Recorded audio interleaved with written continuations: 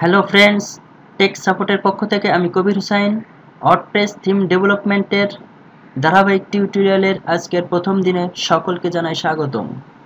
Friends, আমি এই WordPress theme ডেভেলপমেন্টের ধারাবাহিক টিউটোরিয়ালে আপনাদের দেখাবো কিভাবে একেবারে শূন্য থেকেই একটি পরিপূর্ণ ওয়ার্ডপ্রেস থিম ডেভেলপ করতে হয়।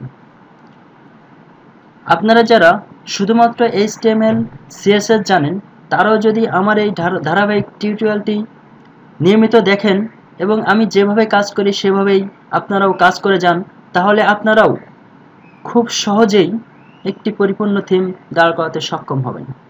তো ফ্রেন্ডস, চলুন আমরা প্রথম দিনের কাজ শুরু করি। আমি এই মুহূর্তে ওয়ার্ডপ্রেসের ড্যাশবোর্ডে আমার ইনস্টলকৃত ওয়ার্ডপ্রেসের ড্যাশবোর্ডে লগ ইন করে আছি।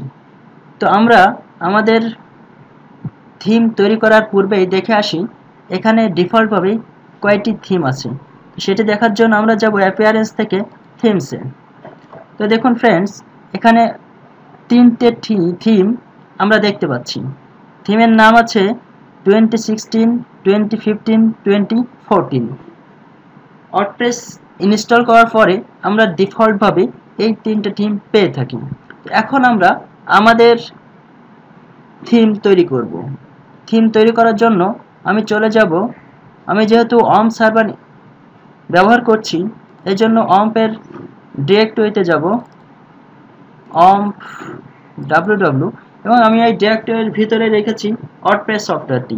তো ওয়ার্ডপ্রেস wp কন্টেন্ট থিমস। তো এখন দেখুন ফ্রেন্ডস, 2015, 2014, 2016 এই তিনটি থিম এখানে আছে। তো আমি এখন নতুন একটি ফোল্ডার ক্রিয়েট করব। ফোল্ডারের নাম দিচ্ছি আমি টেক সাপোর্ট। আমি শুধুমাত্রই টেক সাপোর্ট নামে একটি ফোল্ডার ক্রিয়েট করলাম। এখন চলে যাই আমরা আমাদের ড্যাশবোর্ডে।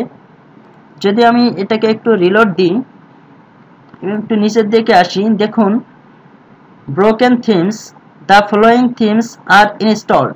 টেক সাপোর্ট যে ফোল্ডারটা আমরা তৈরি করলাম এখানে একটি থিম ইনস্টল হয়েছে but incomplete. Themes must have a style sheet and a template. একটি থিম হওয়ার জন্য অবশ্যই সে থিমের একটি স্টাইল শিট থাকা লাগবে এবং একটি টেমপ্লেট থাকা লাগবে। তো চলুন সর্বপ্রথম আমরা সেই স্টাইল শিট এবং টেমপ্লেট তৈরি করে দেখি কি হয়। তো আমি আমার টেক সাপোর্ট ফোল্ডারের ভিতরে গেলাম। এখানে আমি একটি স্টাইল শিট তৈরি করার জন্য লিখছি স্টাইল .css এবং আমি টেমপ্লেটের জন্য তৈরি করলাম index.php। তো ফ্রেন্ডস, আমি আমার স্টাইল শিট এবং টেমপ্লেটের জন্য index.php নামে একটি ফাইল ক্রিয়েট করলাম। এখন যদি আমি ড্যাশবোর্ডে যাই এবং আবারও রিলোড দিই, তো দেখুন ফ্রেন্ডস, আমাদের জন্য একটি থিম রেডি হয়ে গেছে। তো এখন আমরা অন্যান্য থিমে যেমন দেখছি থিমে একটি ইমেজ দেওয়া আছে, তো আমরাও আমাদের এই থিমের জন্য একটি ইমেজ এখানে কিভাবে আনতে পারি সেটাই দেখি। তো এখানে আনার জন্য কিছুই করা লাগবে না, শুধুমাত্র আপনি আপনার ইচ্ছা মতো 600 বাই 450 ডাইমেনশনের একটি ইমেজ ক্রিয়েট করবেন। আমি এখানে একটি ইমেজ ক্রিয়েট করে রেখেছি। আমি এটাকেই আমি আমার ডিরেক্টরির ভিতরে নিয়ে পেস্ট করছি। আমি এটাকে এখানে রাখলাম এবং এই ইমেজের নাম অবশ্যই স্ক্রিনশট দিবেন, স্ক্রিনশট। এখন আমি আমার ইমেজটিকেই আমি আমার এই ডিরেক্টরির ভিতরে নিয়ে রাখলাম। এখন আমরা যদি আমার ওই ড্যাশবোর্ডের পেজটাকে রিলোড দিই, তো দেখুন ফ্রেন্ডস, আমরাও অন্যান্য থিমের মতো আমাদের থিমে ইমেজ আনতে সক্ষম হয়েছি। এখন যদি আমরা অন্য থিম ডিটেলসে ক্লিক করি, তো দেখুন এখানে থিমের নাম দেখাচ্ছে, ভার্সন দেখাচ্ছে, অথরের নাম দেখাচ্ছে, ডেসক্রিপশন দেখাচ্ছে, ট্যাগ দেখাচ্ছে। কিন্তু আমরা যদি আমাদের থিমের ডিটেলসে ক্লিক করি তো সেটা দেখতে পাচ্ছি না। তো আমরা ওইটা কিভাবে আনতে পারি? এটা আনার জন্য আমি চলে যাব, আমরা কিছুই করা লাগবে না, এখানে style.css টি ওপেন করব। ওপেন করে এখানে একটি কমেন্ট সেকশন তৈরি করব।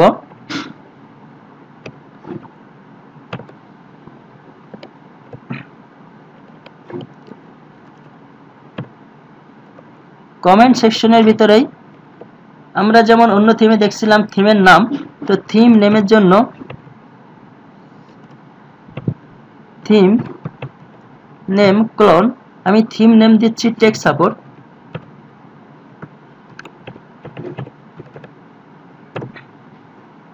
থিম ইউআরএল আমি থিম ইউআরআই দিচ্ছি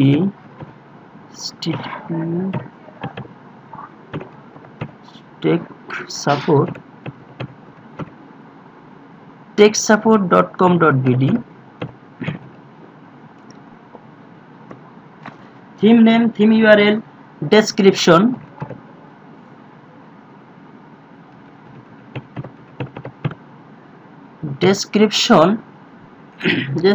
আমি দিচ্ছি theme create by tech support। আপনারা আপনাদের মতো ডেসক্রিপশন দিবেন।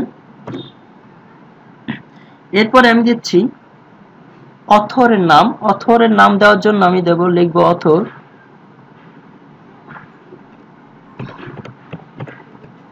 অথর কোলন টেক সাপোর্ট দিচ্ছি আমি, অথবা আমি আমার নামই দিচ্ছি।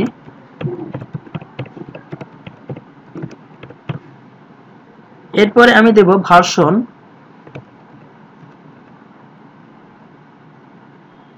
অথর ইউআরএল ভার্সনের আগে আমি দিয়ে আসি অথর ইউআরএল।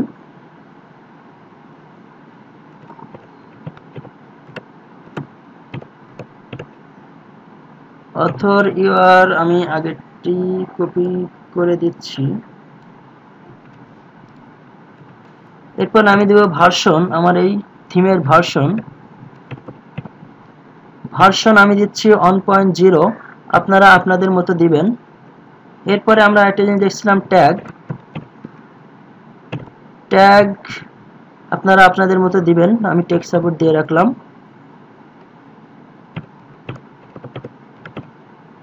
বোঝার জন্য টেক সাপোর্ট WP থিম। দেন আমি এটাকে সেভ করছি। এখন যদি আমরা আমাদের এই পেজটাকে রিলোড দিই, তো দেখুন ফ্রেন্ডস, নাম চলে আসছে টেক সাপোর্ট, যেটি আমরা নেম দিয়েছিলাম টেক সাপোর্ট। ভার্সন 1.0 আমরা ভার্সন দিয়েছিলাম 1.0। অথর MD কাবির হুসাইন, তো অথর MD কাবির হুসাইন দিয়েছিলাম। ডেসক্রিপশন দিয়েছিলাম theme create bye take support, description theme create bye take support. Tags দিয়েছিলাম টেক সাপোর্ট WP থিম। তো ফ্রেন্ডস, অন্য থিম ডিটেলসে ক্লিক করলে যেমন থিমের নাম, থিমের ভার্সন, যে তৈরি করছে তার নাম সহ তার ইউআরএল, ডেসক্রিপশন, ট্যাগস দেখা গেছিল, ঠিক তদ্রুপভাবে আমরা আমাদের থিমেও সেটি করতে সক্ষম হলাম। থিমসে ক্লিক করলাম। তো এখন আমরা আমাদের থিমটি অ্যাক্টিভ করব।